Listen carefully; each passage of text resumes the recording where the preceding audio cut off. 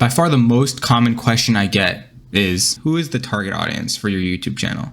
I mean, your most popular video is a 14-minute and 24-second tutorial on the differences between bottom-up and top-down splay for a data structure that is possibly one of the most useless data structures of all time. You know, in my head, I like to think that all 1.7K of those viewers are just people like me who implemented top-down splay for a programming assignment in college, only to get a 0 because the professor expected a bottom-up splay. Did I read the class slides? No. Did I look at the instructions? Also no. But that doesn't matter, because top-down splay is more efficient. It's just not fair. It's just not fair. A 0? Seriously? Listen, I'm obviously over it now as a grown adult.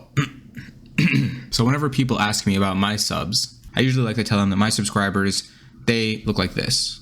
That is because people who watch my content have an affinity for the finer things in life, like database management systems, and benchmarking, and multi-threading, and synchronization. So that made me wonder, what does the average person think about these topics?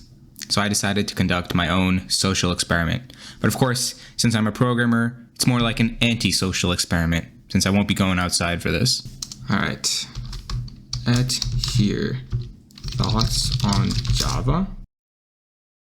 I can't wait to see what the good people of Discord have to say about my videos. Sir, this is a Wendy's. I liked your video, even though I would rather drink lead-based paint than script in Java.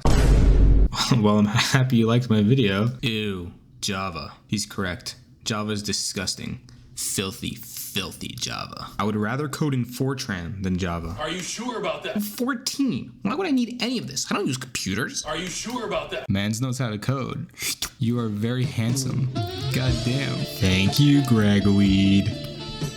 Thank you, Gregweed. Take offense to the lack of knowledge about synchronization in this video. Never use Volatile. You should be using locks instead in basically all use cases.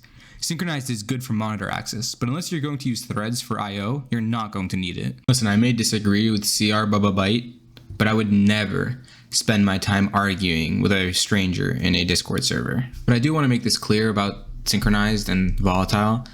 You want to use volatile when you care about visibility, but you do not care about mutual exclusion. So there's no need to take on the overhead of synchronized blocks when you don't need mutual exclusion, like for example, when you're only doing assignment instead of incrementation. The other thing is, I agree that there is a semantic difference between thread sleeping and waiting, and then there's small functional differences like the fact that you can have multiple threads waiting on the same lock and they can all be notified at the same time.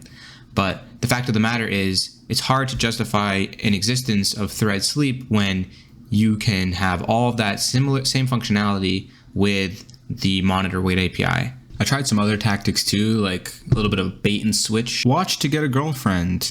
Nah, relationships are icky. Watch if interested in becoming a Java pro. When? In 15 minutes, you'll instantly become a professional. Did I ask? So hopefully I was able to inspire some people to pursue an education in computer science.